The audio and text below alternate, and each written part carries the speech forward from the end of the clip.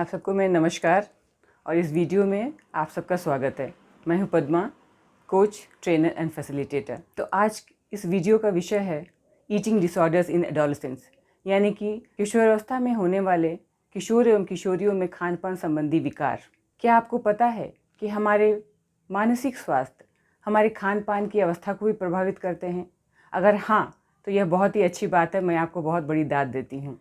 अगर नहीं, तो यह वीडियो आपके लिए है, क्योंकि इसमें आज हम बताएंगे कि किस तरह से हमारी मानसिक अवस्था हमें विभिन्न तरह के खान पान संबंधी विकारों की ओर धकेल देता है। और हमारे किशोर, खासकर जब किशोरावस्था में प्रवेश कर रहे होते हैं, तो उनकी जो मानसिक अवस्था होती है उसके चलते उनमें कई ऐसी आदतें पाई जाती हैं या कई ऐसी आदतें बन जाती हैं जो उनकी खान पान को प्रभावित करता है। तो आज इस वीडियो में हम उन्हीं आदतों के बारे में जानेंगे और उसकी क्या उनके शरीर पर प्रभाव पड़ता है उसके बारे में भी जानेंगे। और अंत में हम यह भी जानेंगे कि इन आदतों से, जो कि बहुत ही बुरी आदतें हैं, उनके मानसिक स्वास्थ्य और शारीरिक स्वास्थ्य दोनों को प्रभावित करती हैं, उससे हम कैसे बच सकते हैं, या अगर वह आदतें अगर बन गई हैं तो उन आदतों से हम कैसे छुटकारा पा सकते हैं। तो आइए इस वीडियो को हम शुरू करते हैं।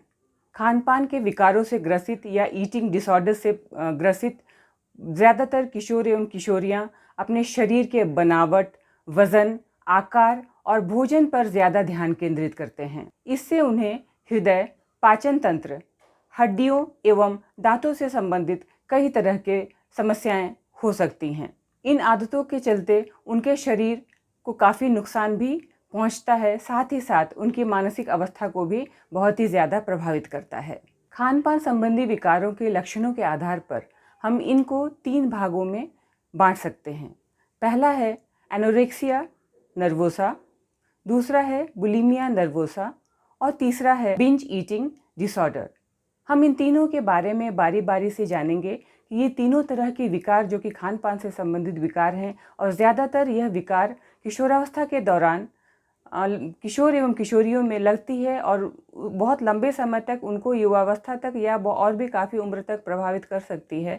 तो इसके लक्षण क्या है और इससे हमारी कौन सी आदतें प्रभावित होती हैं और उन आदतों के चलते हमें कौन सी शारीरिक परेशानियां हो सकती हैं, इन सभी के बारे में हम जानेंगे। तो पहला है एनोरेक्सिया नर्वोसा। एनोरेक्सिया नर्वोसा से ग्रसित किशोर एवं किशोरियों में अपने वजन बढ़ने का बहुत ही ज़्यादा डर होता है। उनको अपने शरीर के बारे में बहुत ही ज़्यादा गलत धारणा बनी होती है, जैसे कि उन्हें लगता है कि वे बहुत ज़्यादा मोटे हैं। उन्हें कभी कभी लगता है कि उनकी शरीर की बनावट बहुत ही ज़्यादा बेढब है। उन्हें ऐसा भी प्रतीत होता है कि उनकी जो बनावट है वो उसको अनाकर्षक यानी कि सुंदर नहीं बनाती है, जिसके कारण वो बहुत ही ज़्यादा मानसिक तौर पर परेशान रहते हैं। वे अपनी तुलना औरों से करते हैं। उन्हें लगता है कि और लोग काफ़ी ज़्यादा सुंदर और आकर्षक हैं, जबकि वो ऐसे नहीं हैं, जिसके कारण वे अपने शरीर का वजन और आकार को कम करने का अत्यधिक ज़्यादा प्रयास करते हैं, क्योंकि उनके मस्तिष्क पर इसका बहुत ही ज़्यादा दबाव होता है। वे अपनी वजन को कम करने के लिए कम कैलोरी ग्रहण करने के अलावा भी कई अन्य तरीके अपनाते हैं, जैसे कि अत्यधिक व्यायाम करना, यानी ज़रूरत से ज़्यादा व्यायाम करना, डाइटिंग करना, अपने खाने को कंट्रोल करना, कम से कम भोजन लेना।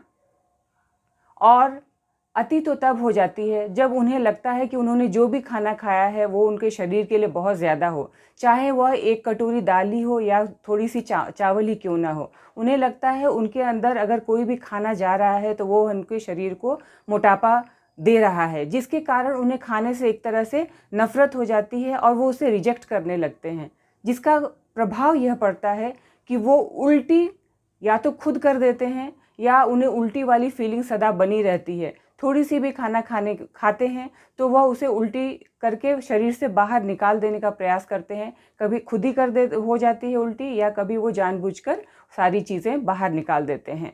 इसका दुष्प्रभाव यह होता है कि वो अत्यधिक कम वज़न हो जाता है उनका, और वो मानसिक रूप से बहुत ही ज़्यादा परेशान रहते हैं, क्योंकि उन्हें यह सेटिस्फैक्शन ही नहीं होता कि उनका शरीर आकर्षक है। वो खुद से नफ़रत करने लगते हैं। दूसरी तरह की खान पान संबंधी विकार है बुलिमिया नर्वोसा, जिसे हम बुलिमिया भी कहते हैं। यह बहुत ही जान जोखिम में डालने वाला खान पान संबंधी विकार है जिसे हम ईटिंग डिसऑर्डर कहते हैं। इस विकार से ग्रसित किशोर एवं किशोरी या युवा अपने खाने पर कंट्रोल नहीं रख पाते हैं। उन्हें समझ में नहीं आता, उनको बिल्कुल ये सेंस वो नहीं कर पाते हैं कि उनके शरीर के लिए कितना खाना ठीक है और कितना खाना ठीक नहीं है। वो ओवर ईटिंग, ज़्यादा से ज़्यादा ओवर ईटिंग करते हैं। इसका परिणाम यह होता है कि वह बहुत ही कम समय में या थोड़े से ही समय में बहुत ज़्यादा खाना ग्रहण कर लेते हैं, जिसके चलते बाद में उन्हें ग्लानि या फिर एक अफसोस वाली स्थिति पैदा हो जाती है। इस अपराध बोध के कारण वो इस स्थिति से या इस भोजन से जो उन्होंने ग्रहण किया है उसको छुटकारा पाने के लिए कई तरह के उपाय करते हैं, जैसे कि उल्टी करना, अत्यधिक व्यायाम करना इत्यादि शामिल है। तीसरे तरह का खान पान संबंधी विकार या ईटिंग डिसऑर्डर है binge eating disorder. Binge eating नाम से ही शायद आप समझ में आता है। बिंज यानी कि बार बार कुछ कुछ चीज़ें खाते रहना, नियमित खाने के अलावा बीच बीच में खाते रहना, जिसे हम मुंह चलाना भी कहते हैं। यानी कभी कहीं पर बैठे हैं, कुछ कटोरी में ले लिया, कुछ प्लेट में ले लिया और उसे नियमित खाते रहना, क्योंकि खाने के दौरान उन्हें एक अजीब तरह की संतुष्टि या सेटिस्फैक्शन मिलता है जो उनके मस्तिष्क को अच्छा अनुभव कराता है। यानी कि उन्हें फील गुड वाली एक फैक्टर उनको मिलता है बिंज ईटिंग के द्वारा। ऐसे लोग पेट भरा होने के बावजूद भी खाते हैं। अत्यधिक खाना खाने के बाद हो सकता है कि उनके मन में अपराध बोध हो, क्योंकि उन्हें लगता है कि जो भी मैंने इतना सारा खाना खाया है वो मेरे शरीर के लिए अच्छा नहीं है और वो मुझे कैलोरीज देगा, वो मुझे वेट बढ़ने में और ज़्यादा वेट बढ़ाएगा और उनके शरीर की जो बनावट है या जो सुंदरता है उसको वो और भी ज़्यादा बिगाड़ देगा। इसलिए उनके अंदर एक अपराध बोध की भावना प्रकट होती है। इस तरह की ईटिंग डिसऑर्डर में जो व्यक्ति ग्रसित रहता है वो अपराध बोध के कारण इसे कंपनसेट करने की कोशिश नहीं करता, बल्कि वो क्या करता है कि सारे लोगों से अलग हो जाता है और किसी एक कमरे में खुद को बंद कर लेता है और सबसे छुप छुप कर कुछ ना कुछ खाते रहता है, जिससे उनकी शरीर का वज़न साथ ही साथ उनकी मानसिक अवस्था और भी ज़्यादा खराब होती है और वज़न उनका बढ़ता जाता है। इससे वो और लोगों से कट जाते हैं, लोगों से मिलना जुलना छोड़ देते हैं और अपने आप को एकांत में बंद कर लेते हैं। इससे उनके मानसिक स्वास्थ्य पर बहुत ही गहरा प्रभाव पड़ता है। तो आइए अब हम जानते हैं कि इस तरह के खान पान संबंधी जो भी विकार होते हैं उसके पीछे कारण क्या है, क्योंकि सभी लोग तो इसे ग्रसित नहीं होते हैं। कुछ लोग ही हैं, कुछ गिने चुने किशोरावस्था या युवावस्था के लोग हैं जो इस तरह के विकार या फिर डिसऑर्डर से ग्रसित होते हैं। तो इसके कारण क्या हैं? इस तरह के खान पान संबंधी जो भी विकार होते हैं उसके कारण मुख्यतः 2 या 3 हैं। आइए हम उसकी चर्चा कर लेते हैं। पहला है जेनेटिक या बायोलॉजिकल कारण, जिसे हम जैविक कारण भी कहते हैं।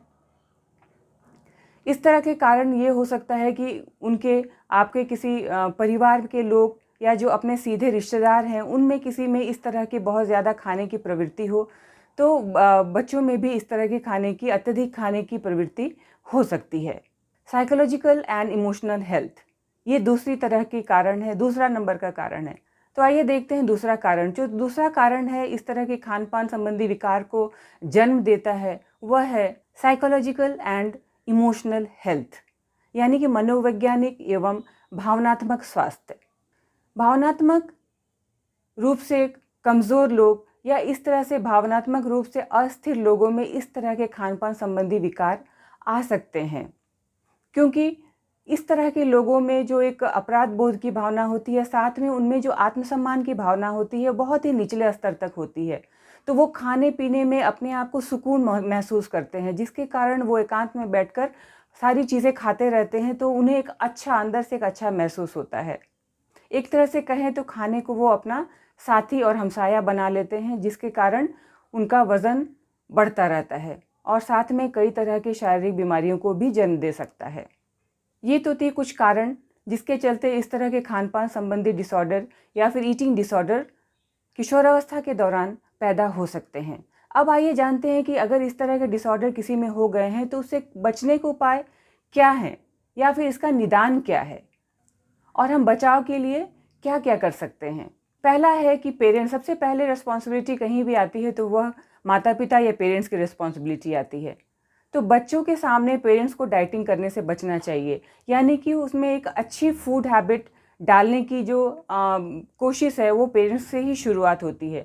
अगर एज अ पेरेंट हम उनके सामने डाइटिंग करेंगे, यानी कि खाने पीने की चीज़ों को कहेंगे कि ये नहीं खाना चाहिए, वो ये मैं नहीं खाऊंगी, ये खाने से मोटापा बढ़ता है, या फिर तुम लोग सब खाओ मैं नहीं खाऊंगी, तो हो सकता है कि आपके जो किशोर एवं किशोरी आपको देखकर वो भी खाने पीने से जो उनका रिश्ता है वो गलत रिश्ता होगा, वो एक हेल्दी रिश्ता वो नहीं बना पाएंगे, क्योंकि उन्हें लगेगा कि जो भी चीज़ वो खाएंगे उससे शरीर में आकर उनको मोटापा होगा, या फिर गलत तरह का उनका इमेज जो होगा बॉडी इमेज पर गलत प्रभाव पड़ेगा।